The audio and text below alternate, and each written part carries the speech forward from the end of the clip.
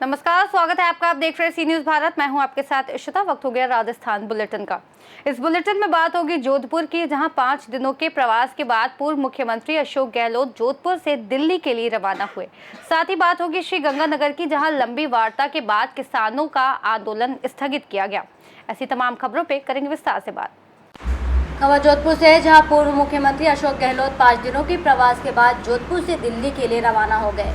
5 दिनों तक जनसुनवाई के अलावा टटोली कांग्रेस के कार्यकर्ताओं की नब्ज संगठनात्मक तरीके से महत्वपूर्ण भूमिका अदा करते हुए शहर और देहात क्षेत्र के पदाधिकारियों से उन्होंने फीडबैक लिया। दिल्ली रवाना होने से पहले पूर्व मुख्यमंत्री अशोक गहलोत ने मीडिया से बातचीत में कहा कि मुख्यमंत्री भजनलाल शर्मा से जोधपुर के विकास कार्यों को अंतिम रूप पर स्वीकृति का आग्रह किया है।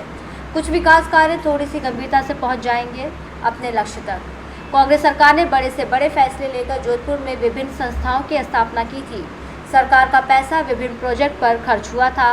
उन्होंने कहा कि 1.5 साल में हमारी सरकार के विकास कार्यों को गति नहीं मिल पाई।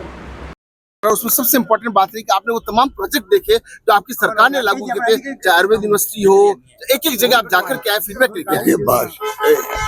बात सुनो, प्रोजेक्ट देखे मैंने, सब ऐतिहासिक है। मैं चाहूंगा मुख्यमंत्री भजनलाल खुद आए, उनके उद्घाटन कर रहे। इतने शानदार प्रोजेक्ट है, लाइब्रेरी का है, यहाँ पर सुमित लाइब्रेरी का है, या जो यहाँ पर फिजिकल कॉलेज में बन रही इंस्टीट्यूट बन रही स्पोर्ट्स की, वो है, या जो मंडोर डिस्ट्रिक्ट हॉस्पिटल बना दिया हमने, उसकी बिल्डिंग है। ऐसी बिल्डिंग 2-3 बनी है यहाँ पर, प्रताप नगर में भी और दिगाड़ी के अंदर, ठीक है। ऐसे प्रोजेक्ट जो पूरे हो चुके हैं करीब करीब, या थोड़ा बहुत अड़चन आ रही है, उनको पूरा करवा के अगर मुख्यमंत्री खुद आके उद्घाटन करेंगे तो उनको खुद को सुकून मिलेगा। इतना मैं कह सकता। इतनी शानदार बिल्डिंग बनी है, इतनी शानदार काम हुआ है, अब बिल्डिंग बन गई है। अब उन्हें लाइब्रेरी में किताबें तो सरकार देगी, तो पहले की किताबें हैं 90,000 या जो समथिंग है, तो उसके अलावा भी कोई जरूरत होगी तो वो देंगे। तो कहने का मतलब सरकार को चाहिए फिनिशिंग टच करना, खाली उनको कुछ नहीं करना। फिजिकल कॉलेज का मैंने देखा जाकर के, ये राजस्थान में पहली इंस्टीट्यूट बन गई है, लगभग मैंने 100 करोड़ रुपए दिए थे, शानदार बन गई है। अब उसके बाद में 1-2 करोड़ रुपए हैं और लगने हैं। वो मांग रहे हैं स्पोर्ट इंस्टीट्यूट वाले, जो मिस्टर रानावत है, कि मेरे पास पैसा है, खाली खर्च करने की परमिशन चाहिए मुझे।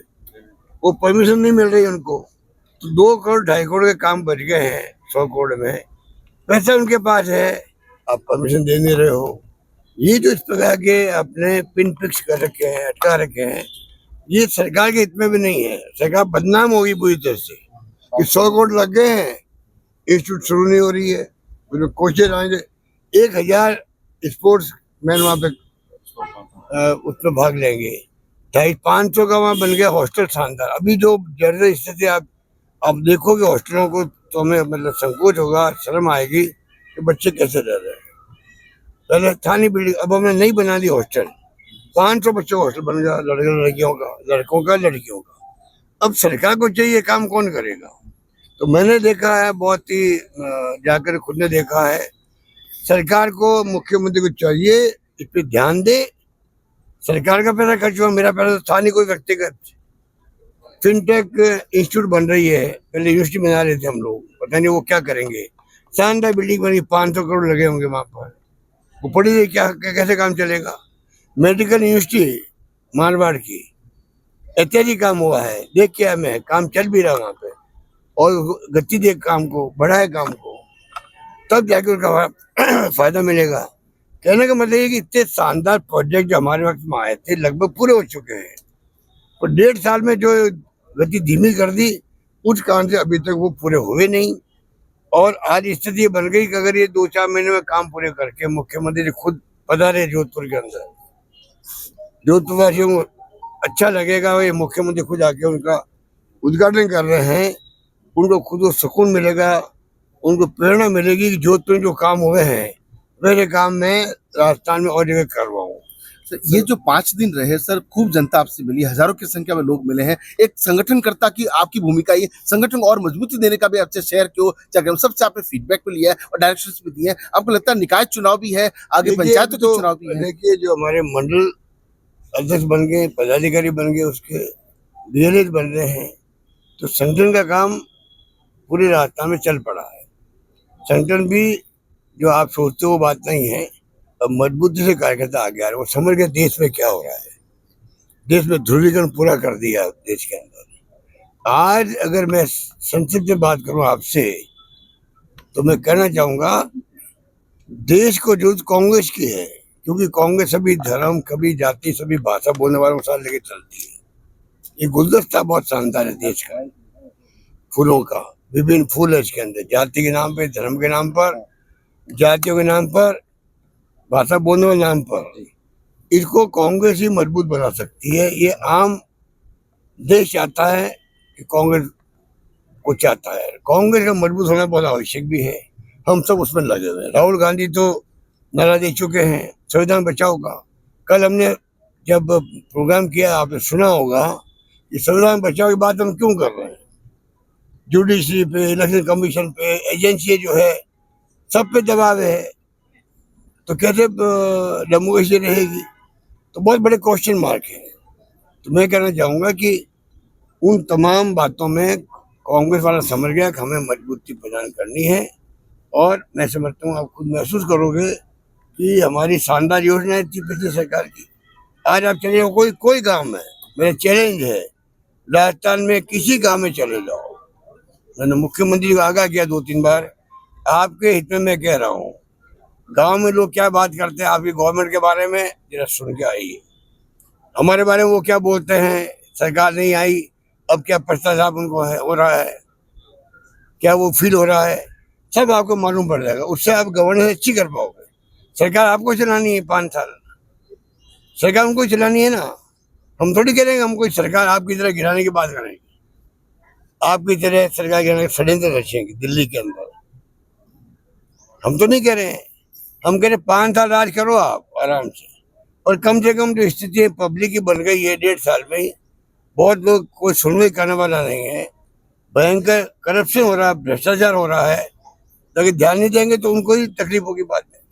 सर, आपका जो एक बयान है, अगर निरंतर विकास कार्य हो रहा है तो मतलब नहीं है, ये नाटक चलते जाएंगे। राजनीति में उसमें कोई विषय नहीं मानता। आपका एक बयान जो सामने आया था भजनलाल सरकार को जो है चेंज करने का जो कार्यक्रम चला है, उसमें आपने देवनानी सहित कई लोगों के नाम लिए। इससे एक बड़ी चर्चा और एक बड़ी जो है इस विषय को लेकर जो स्थिति बन गई, मैं तो उससे विचार किया। जो जोधपुर से सीनू संवाददाता आनंद शर्मा की रिपोर्ट।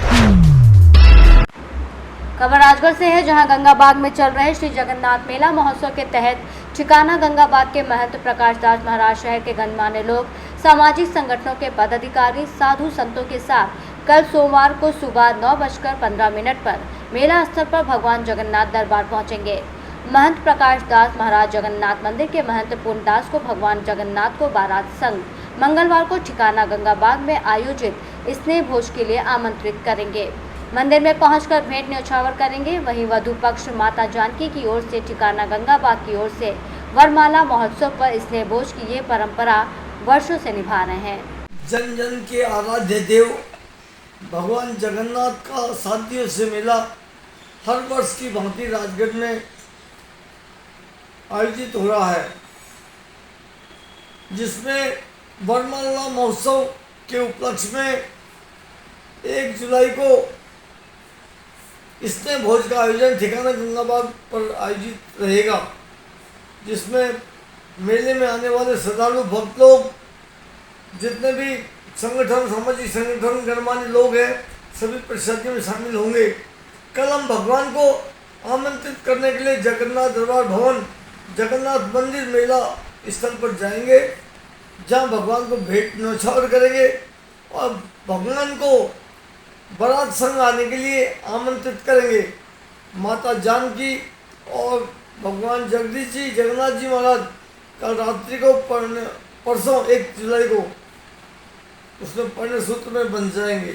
ये रस्म हर वर्ष आयोजित होती है। ये सैकड़ों वर्ष पुरानी परंपरा राजगढ़ में मेले के रूप में चली आ रही है। इसमें क्या क्या कार्यक्रम रहेगा? इसमें हम लोग कल बैंड बाजे से मंदिर में जाएंगे, वहाँ सभी लोग साथ रहेंगे, साधु संत सामाजिक संगठनों के लोग हम लोग आमंत्रित करेंगे भगवान को और भगवान को भेंट देंगे, विधिवत पूजा अर्चना करेंगे। उसके बाद वो 1 जुलाई को वहाँ से दलबल सहित बारात संघ यहाँ आएंगे, जहाँ स्नेह भोज का आयोजन होगा जो देर शाम तक चलेगा। राजगढ़ से सी न्यूज संवाददाता राजकुमार गुप्ता की रिपोर्ट। लंबी वार्ता के बाद किसानों का आंदोलन स्थगित। किसान आंदोलन एक बार स्थगित करने का फैसला लिया गया। कलेक्ट्रेट पर ट्रैक्टर मार्च और किसान आंदोलन को स्थगित किया गया। प्रशासन और किसानों के बीच 5 सूत्री मांगों पर लिखित समझौता हुआ। वहीं बता दें, गंग नहर में पानी को लेकर चल रहा था किसान आंदोलन। सिंचाई विभाग के अधिकारियों ने आश्वस्त किया 2200 क्यूसेक तक पानी अस्थायी रूप से किसानों को उपलब्ध कराया जाएगा। किसानों के धरने पर आज 14वें दिन बात बनी। विधायक रुपिंद्र सिंह कुन्नर, पूर्व विधायक सोना देवी, किसान नेता कालू थोरी, रामस्वरूप बिश्नोई, नहर अध्यक्ष हनुमान पूनिया, विकास गौड़, मनिंदर मान, रविंद्र तरखान, जगतार सिंह समरा सहित किसान नेता वार्ता में मौजूद रहे। Collector doctor Manju, ADM Subhash Chaudhary, chief engineer नहर प्रदीप, एससी धीरज चावला, आरपीएस रामेश्वर लाल वार्ता में मौजूद रहे।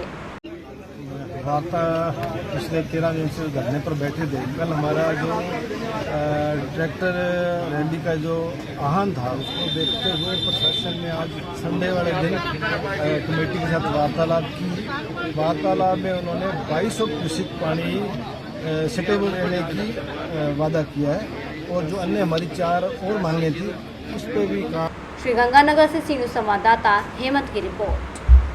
इस बुलेटिन में फिलहाल इतना ही। देश और दुनिया की तमाम बड़ी जानकारियों के लिए देखते रहिए सी न्यूज भारत।